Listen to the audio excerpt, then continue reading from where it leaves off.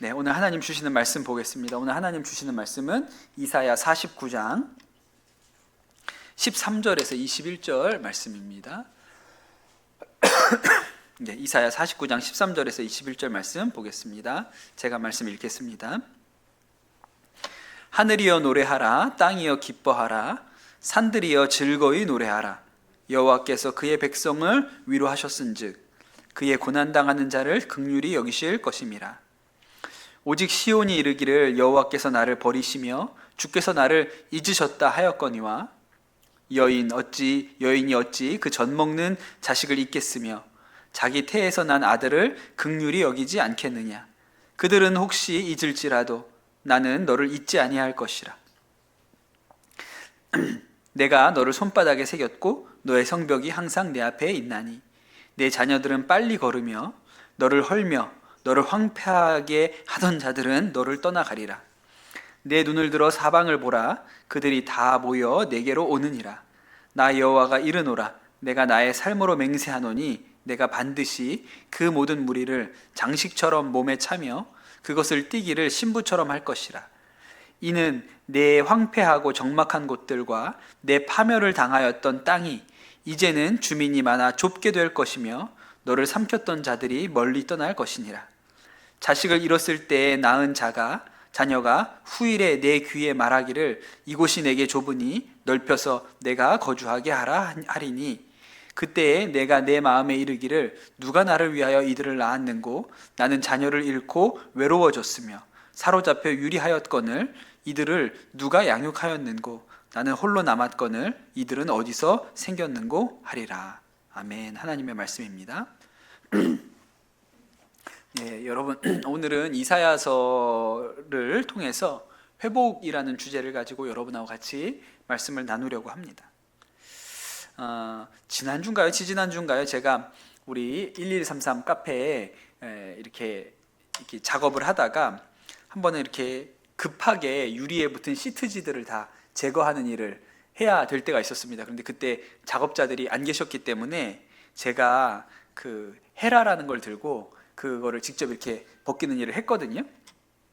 뭐 이게 어려운 일은 아닌데 여러분 집에 뭐 벗길 거 있으면 잘 안 벗겨지는 거 있으면 저한테 와서 얘기하세요. 제가 싸게 해드리도록 하겠습니다. 뭐 그렇게 어려운 일은 아닌데 하다가 이게 좀 헤라가 이렇게 카터칼을 앞에다 끼고 이렇게 하는 거거든요. 그러다가 손을 좀 베었어요. 뭐 큰 상처는 대수롭지 않은 상처였는데 근데 이게 손을 계속 쓰다 보니까 이게 이 베인 자리가 아물었다가 다시 터지고 이렇게 계속 이렇게 반복을 했습니다. 그러다 어느새 보니까 지금은 다 아물어가지고 이제 상처가 이제 거의 없어졌어요.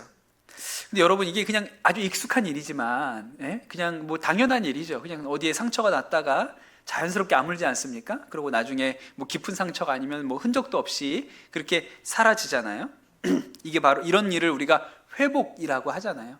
그렇죠? 하나님이 만드신 몸이라는 것이 굉장히 놀라운 힘을 가지고 있어서 상처가 나고 다쳐고 아파도 스스로가 해낼 수 있는 능력이 있지요. 여러분 여기 계신 분들은 누구나 그런 회복을 경험해 보셨을 거예요. 저도 생각을 좀 해봤는데 내가 언제 그런 회복이 나한테 있었나 이렇게 생각을 해봤는데 뭐 아프다가 낫고 이런 일들은 너무 많죠. 예. 여러분 그리고 작년까지 여러분 다들 코로나 한 번씩 걸리셨잖아요. 그 얼마나 아픕니까? 그 일주일을 진짜 막 열이 나고 막 쑤시고 엄청나게 아프죠. 그리고 나서 한 일주일 고생하고 이제는 지나갔구나 이렇게 생각을 해도 그냥 다 난 게 아니고 그러고 나도 힘이 없다. 계속 졸린다. 입맛이 없다. 뭘 먹어도 이게 맛이 느껴지지 않는다. 우리가 이런 일들을 다 경험하지 않았습니까? 근데 지금도 그런 분들 계세요? 지금도 입맛이 없습니까? 아니죠. 지금은 잘 드시죠? 그때는 그랬다가. 그러니까 우리 몸이 그렇게 어려운 일을 겪지만 그래도 이렇게 다 회복을 해내요. 하나님이 우리에게 주시는 섭리의 하나입니다. 제가 시력이 되게 좋거든요. 1.0, 1.2 이럴 거예요 아마. 네, 되게 좋죠. 네, 부러우시죠? 네. 왜 이렇게 제가 시력이 좋을까요? 수술을 했거든요. 네. 자연 시력이 아니라 수술을 해서 시력이 좋아요. 지금 10몇 년 된 것 같아요. 제가 그때 뭐 고등학교 때부터 아마 안경을 끼지 않았나 싶은데, 근데 제가 콧잔등이 좀 났습니다. 그래가지고 안경을 끼면 안경이 늘 흘러내려요. 그래서 이렇게 콧등에 늘 이렇게 걸쳐 있고 늘 불편하고 그랬어요. 그래서 대학생 되고 나서 렌즈도 좀 꼈는데 저는 좀 못 견디겠더라고요. 내 렌즈 끼는 게 너무 답답하고 힘들어서 그렇게 안경 쓴 게 한 15년 가까이를 안경을 쓰다가 이제 큰 마음을 먹고 주위에 굉장히 부정적인 여론이 많았습니다. 네, 안과 의사들은 절대로 수술을 하지 않는다. 뭐 이런 얘기들 많이 들었지만 나는 안경을 이제 그만 쓰고 싶다. 그런 생각을 해서 수술을 했어요. 그 라섹이라는 수술을 했습니다. 많이 아프다고 제가 수술 전에 얘기를 들었어요. 근데 수술을 뭐 되게 금방 간단하게 끝났고 그 다음에 이제 수술하고 나서 운전하기 어려우니까 차가 오지 말라 그래가지고 대중교통 타고 그 집에 갔던 생각이 납니다. 그래서 잘 보이지 이렇게 뭐 좀 보이는 게 좀 힘들기는 했지만 그래도 뭐 대중교통 타고 갈만하다고 생각했어요. 그래서 뭐 생각보다 그렇게 아프진 않네 이렇게 생각을 했는데 집에 가서 마취가 풀리고 나서야 그 고통이 뭔지를 알았습니다. 어떤 느낌이냐면 양파를 눈에다 비비는 것 같은 느낌이에요. 예, 그렇게 아팠거든요. 그게 한 사흘 가까이 아프더라고요. 예, 사흘 가까이 계속 눈에 통증이 있고 잘 보이지도 않고. 근데 사람이 눈이 아프고 안 보이니까 진짜 그냥 송장이에요. 예, 누워 있는 거밖에 할 수 있는 게 없고 라디오 듣는 거 뭐 이런 정도밖에 할 수 없이 그냥 가만히 있는 것밖에는 방법이 없습니다. 그런데 참 신기하게도 한 사흘쯤 지나니까 통증이 사라지고 또 이제 좀 보이기 시작하는 거예요. 근데 또 이게 선명하게 잘 보이지는 않아요. 예. 근데 그것도 이제 일주일 지나고 조금 더 시간이 가니까 점점 초점이 맞춰지고 이렇게 밝아져요. 그 너무 신기하더라고요. 하나님이 만드신 이 몸이라는 것이 굉장히 놀랍죠. 회복하는 능력이 있어요. 스스로를 치유해가고 회복하는 능력이 있습니다. 그래서 암으로 고생하시는 분들 많은데 서양 의학에서는 이제 암을 이제 뭐 이렇게 제거해야 되는 것이라고 생각하지 않습니까? 근데 이제 뭐 우리 동양에서는 또 대체 의학에서는 뭐라 그럽니까? 대사질환의 일종이다. 만들어졌으면 뒤집어서 없앨 수도 있다. 뭐 이런 류의 생각들도 하시지 않습니까? 그러니까 몸이 가지고 있는 치유의 힘 같은 생각을 하시는 거죠. 제가 지금까지 말씀드린 것은 우리 몸이 자연스럽게 치유해내는 일이에요. 그런데 지난주에 우리가 추수감사절에 우리 교회에 중학생 유은이 간증 아주 놀랍게 우리가 은혜 가운데 들었습니다. 유은이가 되게 특별한 게 2년 연속으로 추수감사절 감사의 증인으로 섰거든요. 저는 그거 하나님의 놀라운 그 아이를 사용하시는 통로로 사용하시는 일이라고 싶어요. 작년에는 질병을 가지고 있었습니다. 근데 아파도 감사합니다. 낫지 않아도 감사합니다. 이런 감사의 제목을 올려드렸거든요. 그런데 올해 다시 2년 연속으로 추수감사절 감사의 증인으로 섰는데 이번에는 하나님이 다 고쳐주셨습니다. 이렇게 감사의 고백을 했죠. 유은이가 되게 특별한 아이예요. 얘가 중학생인데도 불구하고 새벽 기도를 되게 열심히 나오는 아이고 지금도 월요일마다 새벽 기도 나오거든요. 그래서 다 났는데 왜 나오냐 이렇게 물어보면 제발 하지 않게 해주세요. 그래서 지금도 월요일마다 저한테 기도받고 가요. 새벽에 나와서 기도하고 또 앞에 나와서 기도받고 가거든요. 근데 저는 그날도 생생하게 생각이 나요. 유은이가 이제 새벽에 기도받으러 오는데 그날 제가 또 기도해 주려고 요 앞에 자리에서 기도해 주려고 유은이한테 손을 얹었더니 유은이가 목사님 근데요 저 다 나았어요. 병원에서도요 다 낫다 그랬어요. 그러더라고요. 제가 그 얘기를 듣고 얼마나 마음이 기쁘고 감사한지 그냥 그 말 듣고는 하루 종일 제가 그냥 그렇게 기분이 좋더라고요. 그냥 저한테서 무슨 능력이 있어서 기분이 좋은 게 아니고 그렇게 하나님이 기도 열심히 하는 딸을 고쳐주셨다는 게 너무 감사해서 하루 종일 그렇게 기분이 좋더라고요. 여러분 하나님이 어떤 분이시냐면 회복을 주시는 분이십니다. 여러분 성경에 아주 일관된 메시지예요. 하나님이 회복을 주시는 하나님이세요. 오늘 우리가 읽은 이 말씀이 이사야 49장 말씀인데 제가 작년부터 언젠가 이 말씀을 가지고 꼭 성도들하고 말씀을 한 번은 나눠야겠다 이렇게 오랫동안 마음에 품고 있었던 성경이에요. 이사야 49장이. 왜 그러냐면 이 말씀이 우리 교회에 있어서 굉장히 중요한 말씀이기 때문에 그렇습니다. 지금까지 우리가 이사야서를 꽤 오래 한 10주 이상을 봤는데요. 그 이사야서에 이제 최근에 나왔던 말씀들은 다 바벨론 포로로 끌려갔던 그 유다 백성들을 향한 하나님의 메시지였어요. 하나님께서 고레스 왕을 통해서 다시 이 포로로 끌려갔던 백성들을 유다로 예루살렘으로 돌아오게 하신다, 이런 말씀이었고, 그렇게 하기 위해서 그 백성들을 위로하시고 또 격려하시고 너는 내 것이다, 이전 일을 생각하지 말아라, 내가 새 일을 행하겠다, 그렇게 이 바벨론의 포로로 끌려갔던 백성들에게 끊임없이 용기를 주시고 희망의 말씀을 주시는 말씀들을 우리가 계속 봐왔습니다. 그런데 바벨론의 포로로 끌려갔던 사람들이 굉장히 낙심되어 있죠. 70년 동안이나 포로 생활을 했어요. 성경에 보면 벌레 같은 우리가, 하나님이 우리를 버렸다, 이런 마음을 가지고 있는 사람들 아니었습니까? 그 사람들이. 그런데 그 바벨론의 포로로 끌려갔던 사람들만큼이나 힘이 빠지고 맥이 빠져 있었던 사람들이 또 있습니다. 누가 그랬을까요? 예루살렘에 남아 있었던 사람들이 있어요. 왜냐하면 바벨론이 이제 예루살렘을 함락시키고 사람들을 포로로 끌고 갈 때 싹 데리고 간 게 아니에요. 누구만 데리고 갔어요? 왕족, 귀족, 고관 대작들, 부자들, 이런 사람들만 데리고 간 거예요. 그렇죠. 그냥 그 땅에서 가난한 사람들, 농사 짓는 사람들, 양치는 사람들은 굳이 데려갈 이유가 없어요. 저 사람들이 뭘 모여서 할 수 있는 능력이 없다고 생각하니까 그 나라에 힘 있는 사람들, 지도자들 중심으로 그런 사람들만 다 데리고 간 거예요. 그러고 나니까 이제 예루살렘은 완전히 박살이 났고요. 거기에 남은 사람들은 다 가난한 사람들만 남은 거예요. 그런데 이 사람들도 마음이 어때요? 우리만 남았구나. 우리는 버려졌구나. 우리는 완전히 잊혀졌구나. 하나님이 우리를 버리시고 우리를 잊으셨구나, 이런 생각이 있는 것이죠. 예레미야도 바벨론의 포로로 끌려가지 않았습니다. 예레미야는 남았어요. 예레미야는 그 바벨론이 유다를 멸망시킬 것이라고 예언한 사람이기 때문에 도리어 바벨론에서는 예레미야를 높게 쳐줬습니다. 예레미야는 이 유다에서는 아주 못된 사람, 매국노처럼 그렇게 취급을 받았고요. 도리어 바벨론 사람들한테는 항복하라고 했기 때문에, 바벨론 사람, 그 남유다의 백성들에게 항복해야 산다, 항복해야만 목숨 건질 수 있다, 이렇게 얘기했기 때문에 바벨론에서는 대접을 받았어요. 그래서 포로들이 끌려갈 때 대접받으면서 돌아갈 수 있었는데 그냥 따라가지 않고 백성들하고 남았던 사람입니다. 그렇게 가난한 자들이 남아 있었어요, 이 예루살렘에. 그리고 이 땅이 70년 동안 방치됐습니다.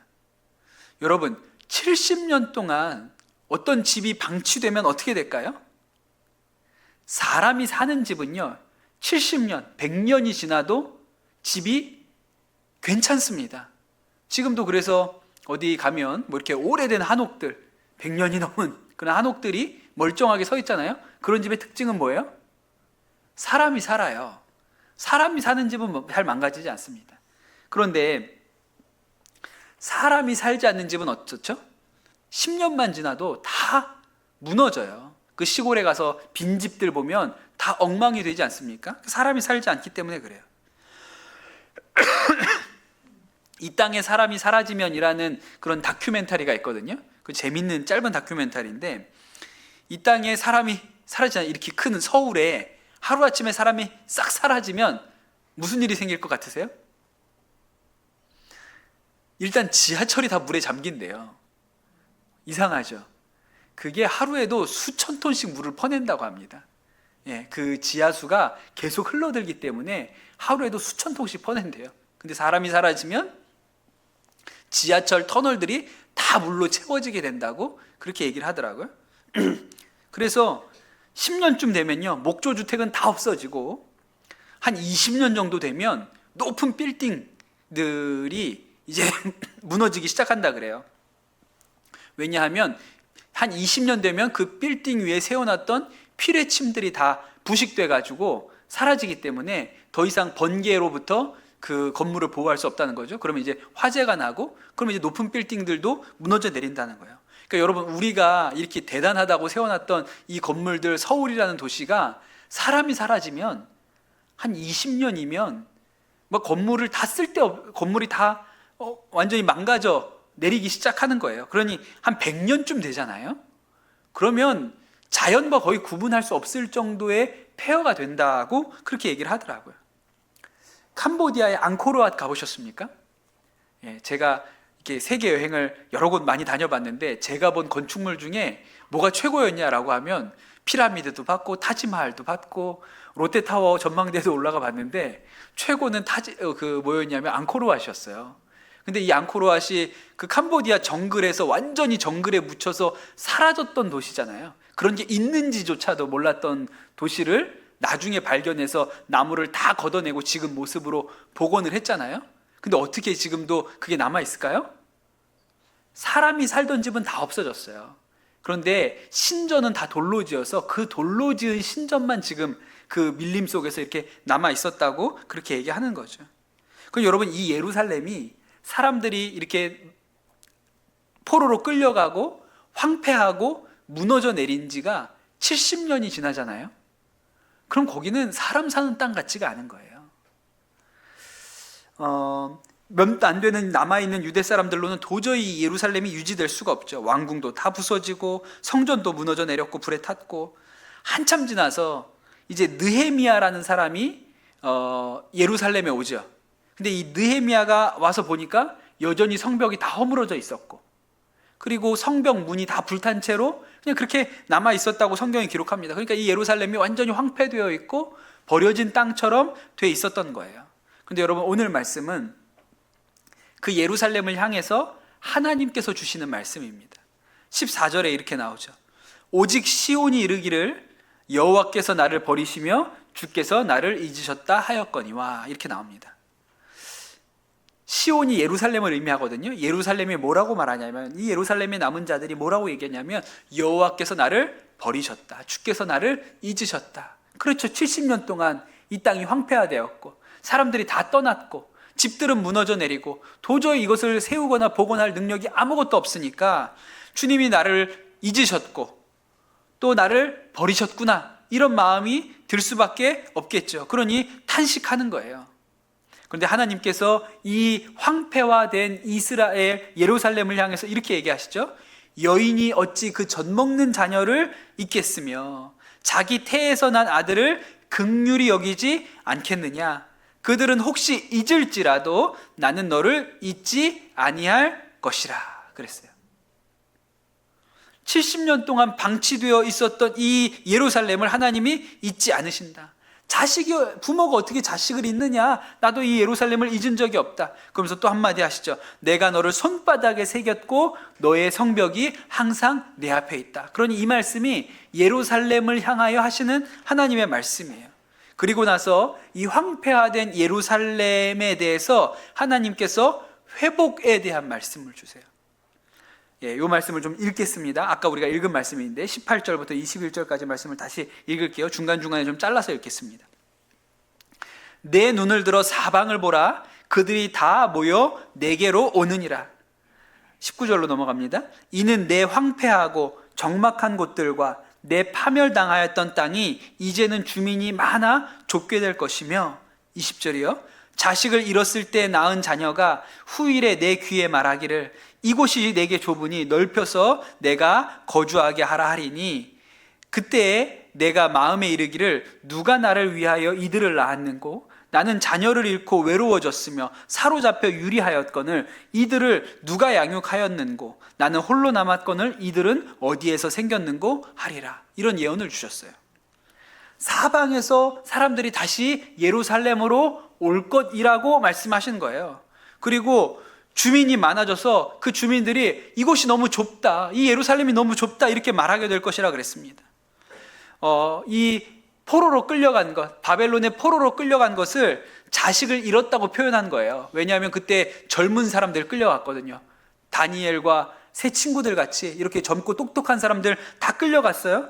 그런데 그래서 이제 우리는 자식도 낳지 못하는구나, 한 세대를 다 잃어버렸구나, 이렇게 생각했는데 어디선가 저 멀리에서 바벨론에서 그 자녀들이 돌아와서 이곳이 너무 좁습니다 이렇게 이야기할 거라고, 더 넓어서 넓게 살자고 이야기할 때가 올 거라고 오늘 말씀에 예언되어 있는 것이죠. 제가 아까도 말씀드렸지만 제가 이 이사야 49장을 가지고 꼭 한번 우리 성도들하고 말씀을 나눠야겠다고 생각을 했던 이유가 뭡니까?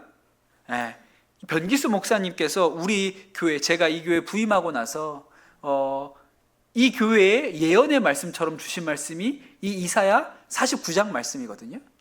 지금도 제 사무실 방에 가면 책상에 이렇게 유리 밑에다가 성경 한 구절을 꽂아놓은 게 있어요. 그게 이사야 49장이에요. 이 말씀이에요. 왜냐하면 하나님께서 우리 교회에 주신 예언의 말씀이라고 제가 생각하기 때문에 이 말씀을 언젠가는 우리 성도들하고 같이 나눠야겠다 이렇게 생각을 했습니다. 그 변기수 목사님이 우리 강남 선한목자교회 어려울 때, 목회가 너무 어려울 때 20일 금식을 작정을 하시고 그렇게 금식을 하셨다 그러죠.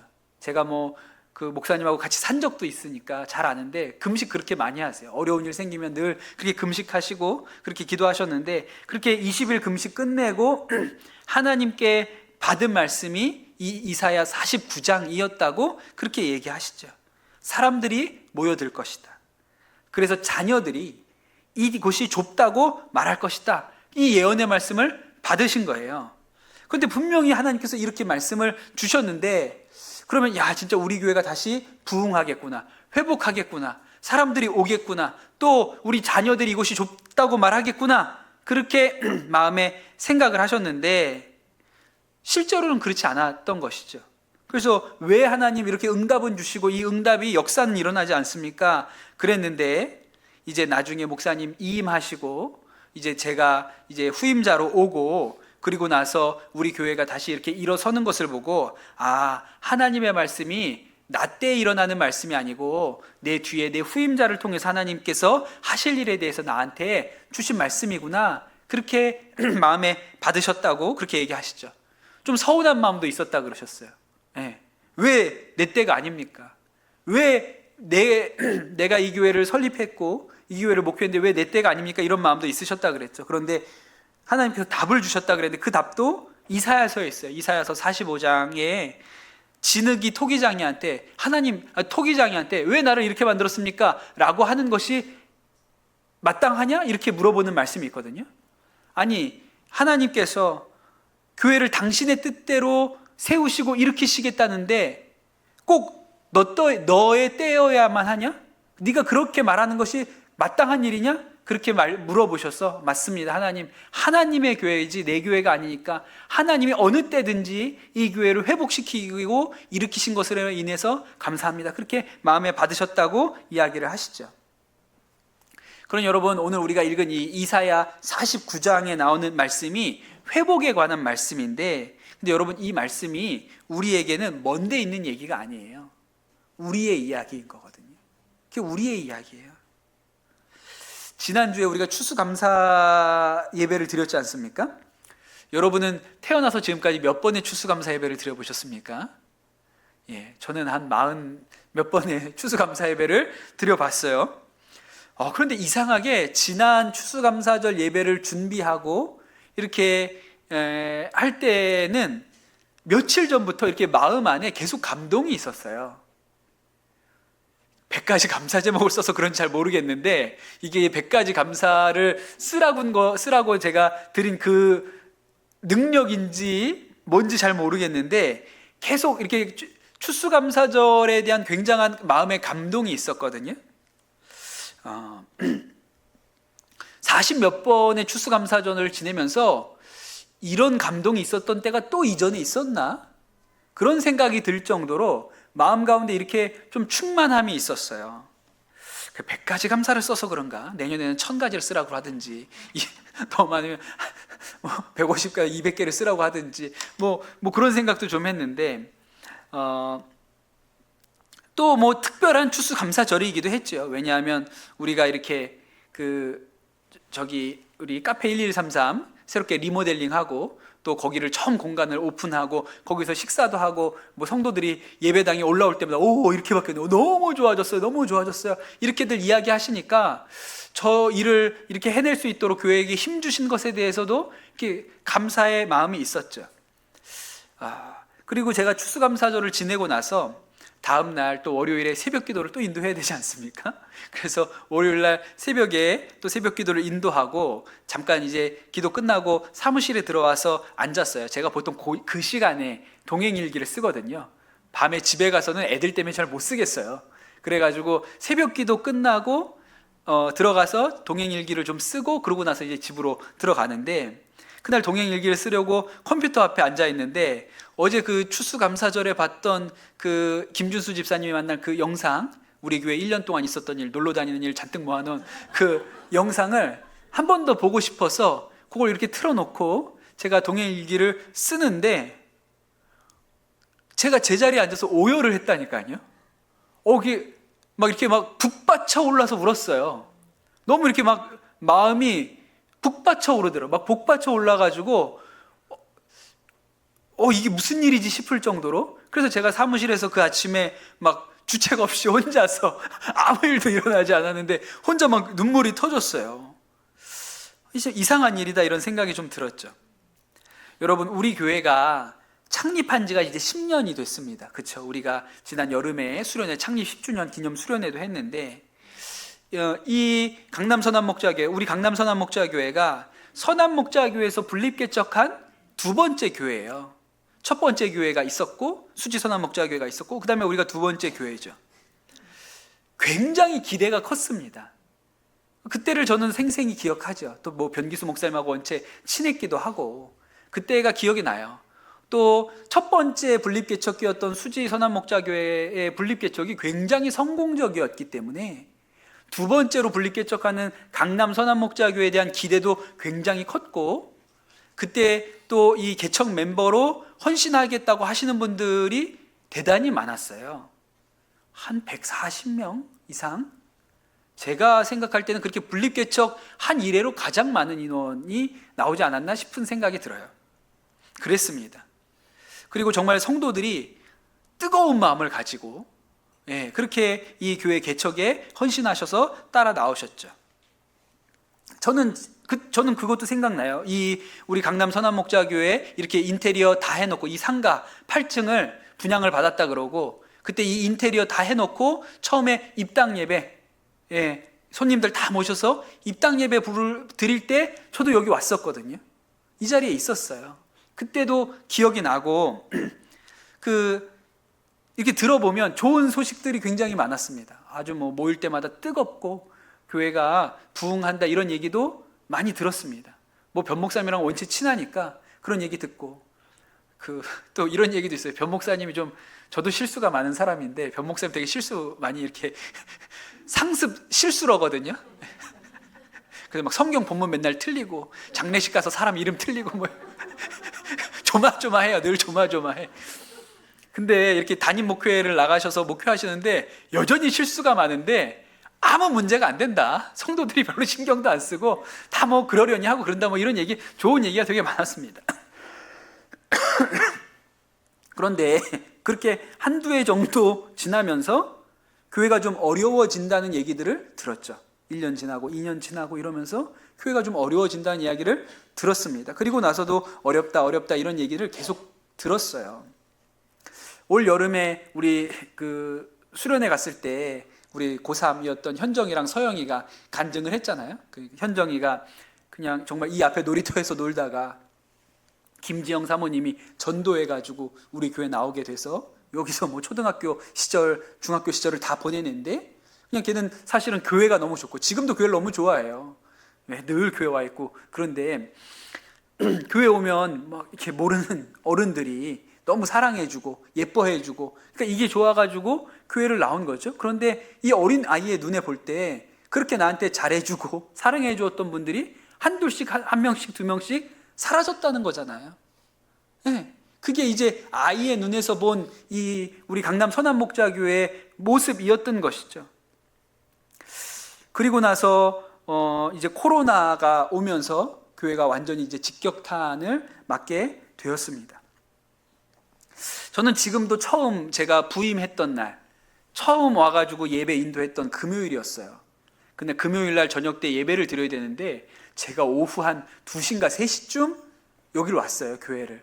그 사무실을 들어갔는데 그러니까 아직 변기수 목사님 짐을 안 빼셨기 때문에 제가 짐을 가지고 왔는데 풀지도 못하고 그냥 박스채로 막 이렇게 쌓아놓은 채로 이제 금요일 첫 예배를 드려야 되는 상황인 거예요. 제가 무슨 생각했냐면 다음 주부터 한다 그럴 걸. 괜히 오늘부터라고 얘기해서 이걸 어떻게 지내야 되나. 왜냐하면 방송실에서 저거 킬 줄도 모르고 뭐 불 켤 줄도 모르니까, 교회 예배당에 불 하나 켤 줄도 모르는 상황이니까요. 누가 반주를 해야 될지, 누가 찬양을 해야 될지. 그날도 우리 유승호 권사님 찬양 인도하셨어요. 그날 금요일 날도. 그렇게 첫 예배를 하여튼 그렇게 드렸어요. 그리고 나서 2년이 지난 거거든요. 많이 지난 게 아니에요. 그리고 나서 2년이 지난 거예요. 그리고 지난주에 추수감사절을 지냈죠. 근데 그 추수감사절에 우리가 또 이 성전 저 옆에 있는 카페를 또 아름답게 단장을 새로 했고, 또 성도들도 추수감사절에 많이 오셔서 같이 식사 함께하는 그 일을 제 눈으로 보고, 또 1년 동안 하나님께서 교회 가운데 하셨던 일들을 영상으로 보는데 너무 놀라운 거예요. 너무 놀랍죠. 회복이 일어났다는 게. 교회가 다시 이렇게 힘을 얻고 일어섰다는 것이 너무 놀랍고 너무 감사해요. 근데 그게 뭐 시간이 오래 걸린 것이 아니고 불과 한 2년, 진짜 2년이 채 되지 않는 시간 안에 그렇게 교회가 이렇게 힘을 가지고 일어섰다는 게 너무 감사한 마음이 있어서 그걸 이렇게 실감을 못 하다가 김준수 집사님이 만든 추수감사절 영상 이렇게 보면서 갑자기 이렇게 북받쳐 온 것이죠. 이게 마음에 막 감동이 온 거예요. 어떻게 교회가 2년 동안 이런 회복의 역사가 일어날 수 있었을까? 이게 너무 마음에 감사한 생각이 들어서 제가 막 이렇게 눈물이 났던 것이죠.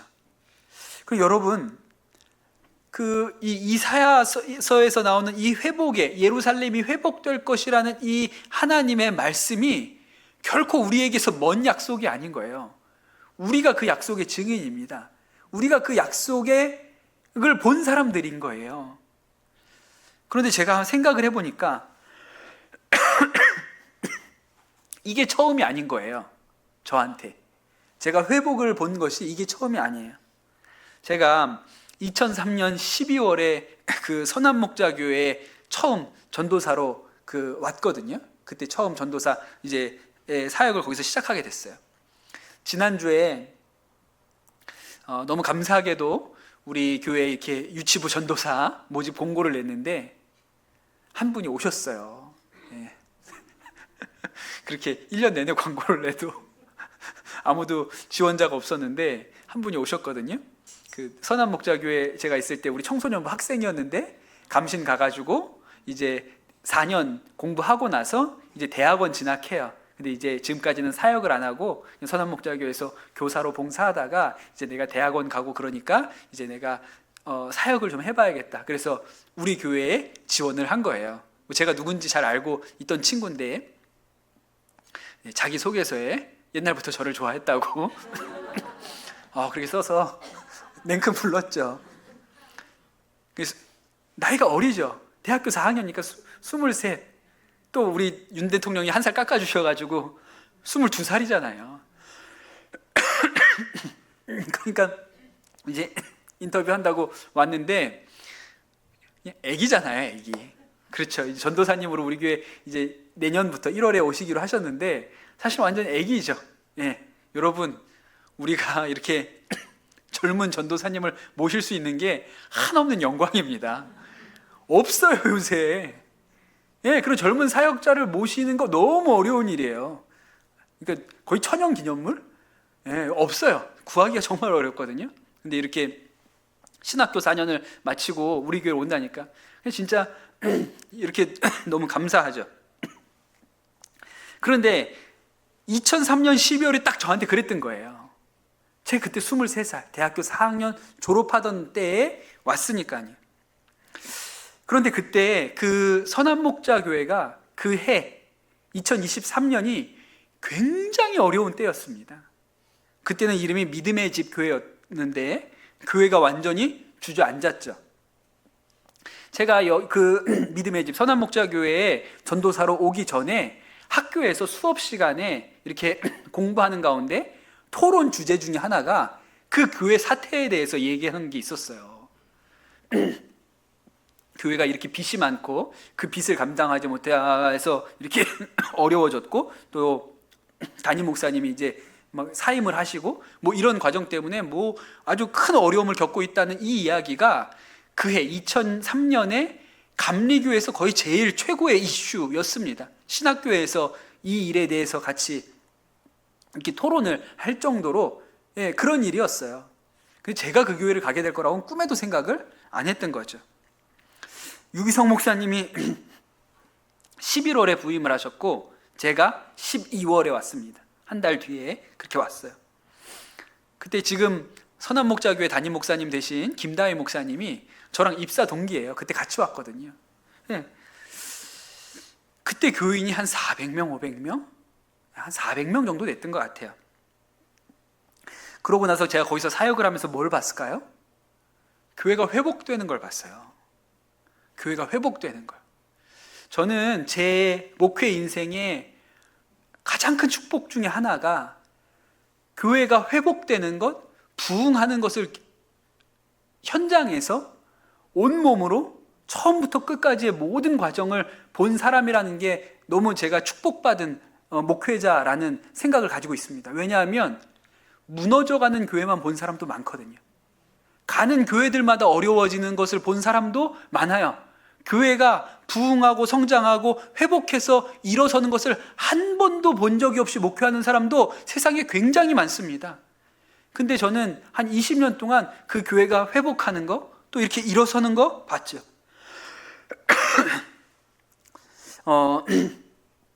나중에 이제 유기성 목사님 오시고 한 2년쯤 있다가 그 완공되지 못했던 본당 공사를 재개했습니다. 그때까지 빚이 100억 정도 있었는데 그 본당 공사를 끝내려고 또 100억을 더 대출을 받았죠. 그래서 제일 많을 때 빚이 230억? 이 정도가 됐어요. 그러니까 피를 말렸어요, 정말. 그 매주 이자 못 낼까봐 아주 교회 재정이 늘 피를 말리는 그런 상황이었습니다. 그런 부도 위기의 때가 있었어요. 근데 작년인가 얘기를 들으니까 거의 다 갚았다고 그러더라고요. 마음만 먹으면 당장이라도 그냥 다 없앨 수 있는데 조금 남겨놨다 그래요. 그냥 그래도 기억하려고 다 이제 다 갚았다는 거예요. 230억이 다 이제 탕감이 아니라 다 갚아내는 거죠. 그럼 우리도 좀 갚아주면 얼마나 좋아요. 에? 다 갚았으면. 그런데 제가 뭘 봤습니까? 그 현장에서 교회가 회복되는 걸 봤어요. 그걸 보면서 제가 목회를 배운 거거든요. 그러니까 저는 하나님은 회복시키시는 분이시다. 교회를 다시 일으켜내시는 분이시다. 그런데 우리 강남 선한목자교회도 너무 놀라워요. 저는 제 생각에는 너무 놀라워요. 지금 우리 교회에서 일어나고 있는 일이 너무 놀라워요. 그래서 제 마음에 이 추수감사절 둘째 해, 이곳에서 보내는 두 번째 추수감사절을 준비하면서 그렇게 마음 가운데 하나님이 주시는 감동이 있었던 게 아닌가, 그런 생각이 듭니다. 그러니까 여러분 꼭 기억하세요. 하나님은 어떤 하나님이시냐면 회복을 일으키시는 분이세요. 회복을 만드는 분이세요. 그래서 이 관점에서 성경을 보잖아요. 그럼 성경은 다 회복에 대한 얘기예요. 성경에 나오는 제일 유명한 심판의 이야기가 노아의 홍수 이야기죠. 하나님께서 물로 이 세상을 다 심판하셨어요. 근데 여러분 한번 이 관점에서 보세요. 노아의 홍수의 이야기가 심판의 이야기입니까? 회복의 이야기입니까? 회복의 이야기예요. 심판이 결과가 아니에요. 회복이 결과죠. 하나님께서 방주를 만들라고 하시고 그 방주에 노아와 노아의 가족을 태우시고 각기 한 쌍씩 동물들을 그 배에 태우셨잖아요. 그러니까 처음부터 하나님의 마음은 심판이 아니라 회복에 있었던 거예요. 심판은 회복으로 가는 통로였을 뿐인 것이지 심판이 목적이 아니었다는 것이죠. 성경을 읽어보세요. 하나님이 한 번이라도 심판으로 끝낸 적이 있으신가? 하나님은 심판으로 끝내신 적이 없습니까? 회복으로 끝내셨죠. 예, 심판이 목적이 아니에요. 그래서 이 노아의 홍수 이야기에는 너무 멋있는 장면이 나지 않습니까? 홍수로 온 세상이 다 물에 잠기고 난 이후에 이제 물이 서서히 줄어들자 노아가 비둘기를 날려보내잖아요. 근데 그 비둘기가 뭘 물어와요? 올리브 잎사귀를 물어왔어요. 이게 뭘 의미해요? 회복. 하나님께서 이 땅을 다시 일으키신다. 물로 심판하셨던 이 땅을 다시 일으키신다. 그게 올리브 나무와 가지 잎사귀 하나를 가지고, 이거 무슨 소설가 같죠? 너무 훌륭한 문학가처럼 이 땅을 다시 하나님께서 살리시겠다는 이 이야기를 올리브 잎사귀 하나로, 그 새가 물고 온 올리브 잎사귀 하나로 세상을 다시 일으킨다, 회복시킨다, 그렇게 말씀하고 계신 거예요. 또 노아가 방주에서 내려왔을 때 내가 다시는 이 땅을 멸하지 않겠다고 무지개를 걸어 두셨잖아요. 회복이죠, 회복. 회복의 이야기예요. 여러분, 야곱의 이야기, 회복의 이야기 아닙니까? 엄마 뱃속에서부터 에서랑 싸웠다고요. 두 형제가 엄마 뱃속에서부터 싸우던 사이예요. 결국 이 야곱이 형과 아버지를 속이고 형의 장자 축복을 가로채고, 그러면서 이 가족이 완전히 파탄으로 갑니다. 형이 동생을 죽이겠다고 하고. 그러니 이 엄마가 더 이상 그걸 볼 수 없어서 아들을 이렇게 찢어 놓게 되는 거죠. 이게 이 가정의 비극 아니에요? 그렇게 헤어져서 산 지 20년이나 지났습니다. 그리고 나서 다시 야곱이 고향으로 돌아오죠. 고향으로 돌아오는 길에 너무 겁이 나니까, 형 만날 일이 너무 두려우니까 그 야복강에서 천사와 밤새 씨름을 하다가 이스라엘이 됐잖아요. 그리고 에서를 만나요. 그리고 무슨 일이 벌어집니까? 형제 사이에 화해가 일어나요. 회복이 일어나잖아요. 그 성경이 회복의 이야기예요. 요셉과 형제들 이야기가 어떻습니까? 형들이 이 요셉이 얄미워가지고 이집트에 팔아버리죠. 근데 요셉이 이제 총리가 되고 이제 가뭄이 들어서 먹을 걸 구하러 형들이 내려오고, 근데 요셉이 그 형들을 용서합니다. 그리고 아버지 야곱을 비롯해서 식구들 다 이집트로 내려오라. 이게 무슨 얘기예요? 회복의 얘기잖아요. 그러니까 성경 전체가 회복의 얘기예요. 지난주에 얘기했던 우리 룻기, 정말 쫄딱 망한 가정, 나오미, 엘리멜렉의 이 가정, 완전히 모압에 내려가서 풍비박산이 난 이 가정이 다시 베들레헴으로 올라왔을 때 하나님께서 그 가정에 다시 일으켜 세우시는 얘기가 룻기 아닙니까? 얼마나 복된 말씀이에요. 망한 집이 다시 일어나는 얘기잖아요. 그러니까 이게 회복의 말씀이죠. 그러니 여러분, 우리가 이런 관점에서 성경을 보면 성경이 우리에게 주는 메시지는 회복이에요. 흔히 우리가 사람들 전도할 때 쓰는 제일 유명한 전도지 뭐죠? 사형리라는 전도지가 있죠. 사형리. 4가지 원리가 있다는 거예요. 첫 번째 원리가 뭡니까? 하나님은 당신을 사랑하시며 당신을 향해서 특별한 계획을 가지고 계십니다. 이게 1원리죠. 2원리가 뭡니까? 사람은 죄에 빠져 하나님으로부터 끊어졌습니다. 그래서 하나님의 사랑과 계획을 경험할 수 없습니다. 이 이야기가 나오면서 그 밑에 보통 사파가 하나 있거든요. 무슨 사파가 나오죠? 절벽 2개가 있어요. 이쪽은 하나님, 이쪽은 사람. 이래서 없어요. 끊어졌어. 하나님과 우리 사이의 관계가 끊어져서 갈 수가 없다는 거예요. 그런 사파가 보통 있죠. 3원리가 뭡니까? 예수 그리스도만이 사람의 죄를 해결할 수 있는 유일한 방법입니다. 그러면 또 그 밑에 사파가 나와요. 이렇게 하나님 이쪽 절벽에, 사람 이쪽 절벽에 이제 끊어져 있는데 그 사이에 뭐가 놓여져 있어요? 십자가가 이렇게 놓여져 있죠. 그래서 우리가 하나님께로 나아갈 수 있게 되었다. 그렇게 그림이 그려져 있잖아요. 그리고 4원리가 우리는 스스로 예수님을 나의 주로, 나의 하나님으로, 구원자로 인정해야 합니다. 그러면 우리가 하나님의 사랑과 나를 향한 계획을 알게 되고 그것을 체험하게 됩니다. 이게 사형리잖아요. 그러니까 여러분, 근본적으로 사형리가 뭘 의미하고 있어요? 회복을 의미하고 있죠. 끊어졌던 하나님과 나 사이의 관계가 예수 그리스도의 십자가로 회복됐다는 거예요. 끊어졌던 것이 다시 붙었다고 그렇게 이야기하는 것이죠. 그러니 여러분, 성경이 아주 일관되게 하나님이 우리 가운데 하시는 일이라고 소개하고 있는 것이 회복이에요. 그러니 여러분, 주 안에 있으면 회복은 일어납니다. 왜냐하면 그게 하나님이 하시는 일이기 때문에 그래요. 그래서 우리 몸에도 회복의 능력을 주신 것이죠. 예수님께서 이 땅에 오셔서 하셨던 일이 뭐예요? 병든 자, 아픈 자, 귀신 들린 자를 회복시키시고 일으키시는 일을 하셨어요. 그리고 이 아주 근본적으로 죄로 인하여 끊어진 하나님과의 우리 사이의 관계를 회복시켜 주셨죠. 예수님은 이렇게 딱딱하게 사형리로 얘기 안 하시고 이 얘기를 아주 재밌게 풀어서 얘기하시잖아요. 그 얘기가 뭡니까? 탕자 얘기인 거예요. 사형리를 딱딱하게 얘기하지 않고 탕자 얘기로. 어떤 아들이, 허랑방탕한 아들이 아버지가 멀쩡히 살아계신데 아버지 유산 살아계실 때 나 좀 주시오. 그래가지고 그거 들고 나가서 다 탕진해 버립니다. 그게 거지꼴이 된 것이죠. 그래서 남의 집 종으로 들어가서 돼지가 먹는 주엽 열매나 먹고 있다가, 야, 우리 아버지 집 종들은 이것보다는 잘 사는데 아버지 집으로 돌아가 볼까? 아버지한테 가서 아버지 저 왔습니다 할 용기는 없지만 그냥 이 집에 종 하나로 좀 써주시면 안 됩니까? 밥만 주시면 됩니다. 밥만. 그렇게 들어가 볼까? 그리고 그 아들이 돌아가시오. 그런데 그 아버지가 저 문 앞까지 나와서 아들을 기다리고 있다가 그 거지꼴이 되어서 돌아오는 아들을 끌어안고 입을 맞추고 금가락지를 끼우고 옷을 새로 해 입히고 종들에게 잔치를 벌이자, 소를 잡으라고 그렇게 이야기했다는 그 말씀을 예수님이 하시잖아요. 이게 무슨 얘기예요? 회복의 얘기잖아요. 회복의 얘기예요. 그러니 여러분, 하나님께서 우리 가운데 하시는 일이 회복입니다. 여러분, 반드시 믿으십시오. 하나님께서 여러분의 인생을 회복시키실 것입니다. 여러분의 질병이 있으십니까? 반드시 믿으세요. 우리 하나님은 회복시키시는 하나님이세요. 여러분, 마음의 질병이 있습니까? 마음의 무너짐이 있습니까? 하나님은 회복시키는 분이세요. 여러분, 가정의 관계에 끊어짐이 있고 어려움이 있으십니까? 반드시 하나님 회복시키실 거예요.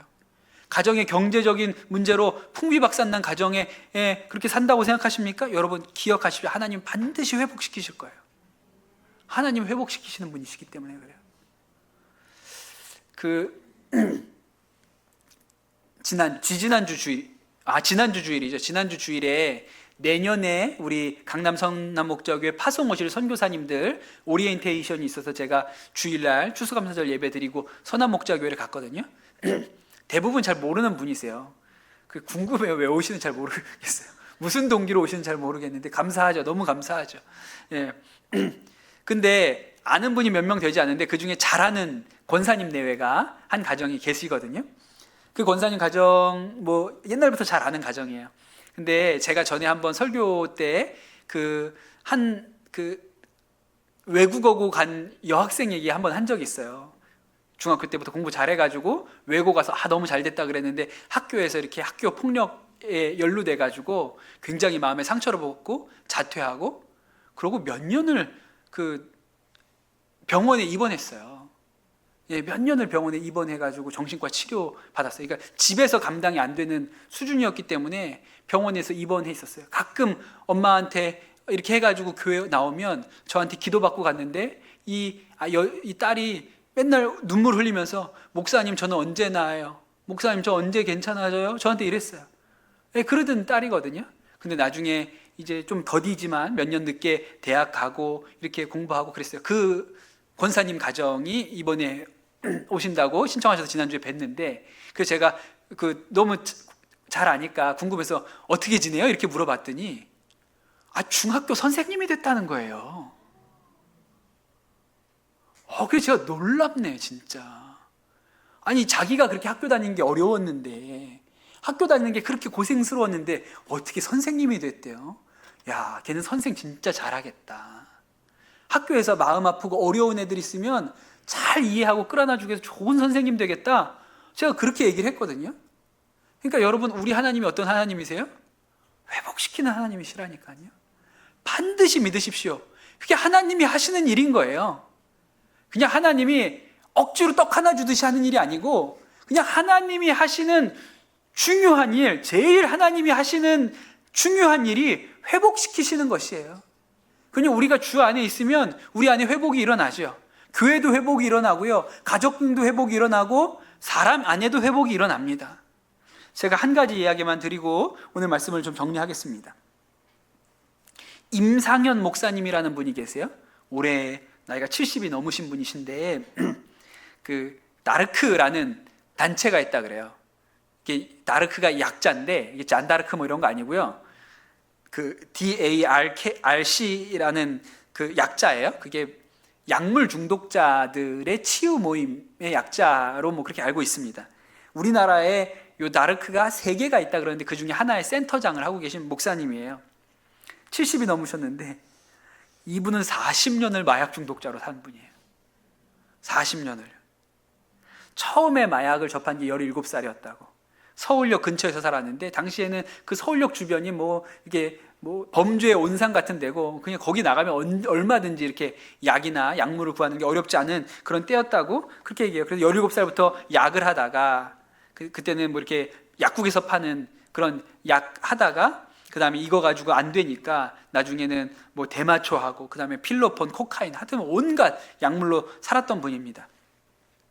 근데 그러면서도 돈은 굉장히 잘 벌었다 그랬어요. 유흥업소를 3개, 가라오케 하나 뭐 해가지고 룸사롱 하나 막 이래가지고 유흥업소 3곳을 운영하면서 그 옛날에 100억대 자산가였다고 하니까 저는 잘 모르는 얘기지만 압구정 한양 아파트가 좋은 아파트입니까? 예, 그때 그 압구정 한양 아파트에 신혼집을 차릴 만큼 압구정 한양 아파트에 신혼집을 차릴 만큼 그렇게 100억대 부자였다 그래요. 근데 이미 30대에 그리고 뭐 결혼도 아주 예쁜 미모의 아가씨와 모델 일을 하고 있던 미모의 아가씨와 결혼을 해가지고 압구정 한양 아파트에다 신혼 살림을 차렸으니 뭐 대단히 부자였어요. 근데 이미 결혼했을 때부터 환청, 환시, 망상 등 정신적인 문제가 심각하게 일어나고 있을 때였습니다. 아내는 마약 중독자인 것 모르고 결혼해 보니까 남편이 완전 약쟁이였던 거죠. 결국은 뭐 도박에도 중독돼 가지고 나중에 그 100억 재산을 다 날립니다. 감옥을 9번 갔어요. 감옥을 9번 갔는데 7번은 아내가 신고했다 그랬어요. 그래서 아내에 대해서 치떨리는 분노를 가지고 살았다 그랬어요. 나중에 아내한테 자기가 감옥에서 재판을 받아야 되니까 탄원서를 좀 써서 보내라. 그랬더니 탄원서를 써서 보내지 않고 진정서를 보냈다는 거예요. 최고 형량을 내려달라고. 저 사람이 나오면 절대로 마약을 못 끊으니 판사님이 내려줄 수 있는 제일 긴 형량을 내려주셔서 못 나오게 만들어 주셔야 된다. 저 사람은 나오면 못 끊는다고. 그래서 아내에 대한 치떨리는 분노가 있었다고 그렇게 얘기를 했어요. 근데 이분이 얼마나 악했냐면 아내가 그렇게 하니까 아내한테 몰래 마약을 막 먹여가지고 아내까지 막 이렇게 망가뜨릴 만큼 그런 이렇게 악한 일을 했던 분이에요.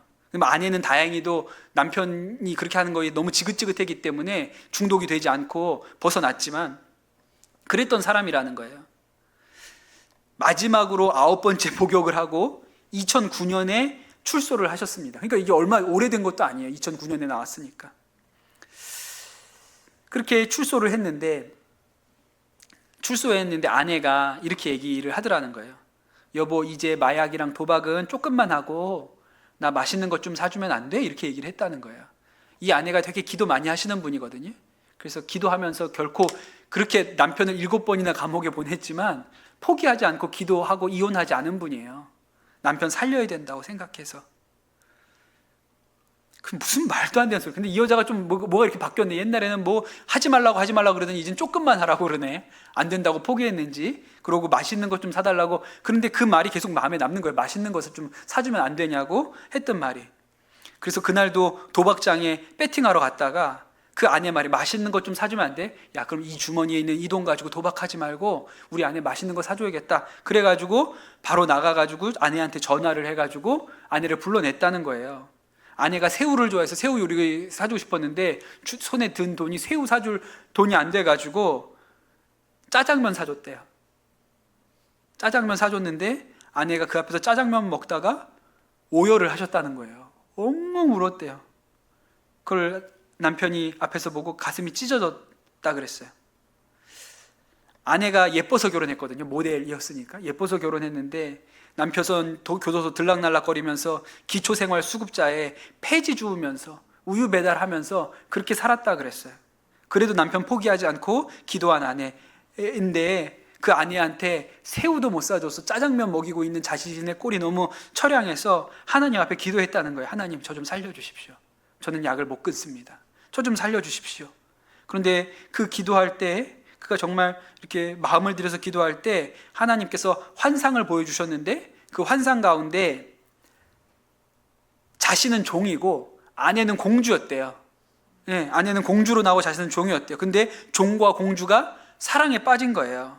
그랬더니 이 공주의 아빠 왕이죠. 왕이 그 종을 죽여야 된다. 감히 내 딸을 건드려? 그 종을 죽여야 된다. 죽이겠다. 그렇게 얘기를 하니까 이 공주가 제발 살려달라고, 목숨만 살려달라고 그렇게 아버지한테 빌었다는 거예요. 그런데 이 아버지가 뭐라 그랬냐면 그 남자를 살리려면 네가 공주의 자리를 포기해야 된다. 그래도 네가 할 수 있겠느냐? 그랬는데 그 환상 가운데 그 이야기를 듣고 아내가 자신을 부축해서 안고 그 왕궁을 나오더라는 거예요. 그게 자기가 기도하던 중에 하나님이 보여준 환상이라는 거예요. 그럼 뭐 그 환상을 보고 막 그 자리에서 정말 떼굴떼굴 구르면서 우셨다는 거예요. 나는 이 여자가 나를 7번이나 감옥에 보내서 복수의 마음을 가지고 살았는데 그게 아니고 이 여자가 나를 들쳐업고 그 중독으로부터 나왔구나.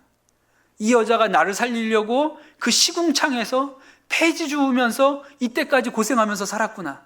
그러면서 예수님이 이렇게 깨달아졌다는 거예요. 아, 예수님이 나한테 하신 일이 이거구나. 그래서 그날로 중독에서 벗어납니다. 그리고 나서 하루에 4시간만 자면서 돈 벌었어요.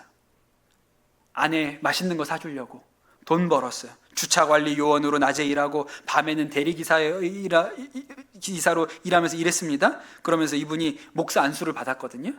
그러고 나서 10년 동안 모은 돈으로 나르크라는 센터를 만든 거예요.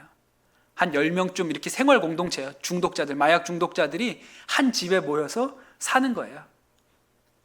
뭐 많을 때는 10명, 적을 때는 4, 5명 모여서 살면서 거기에서 나누고 그냥 아침에 일어나서부터 큐티한대요.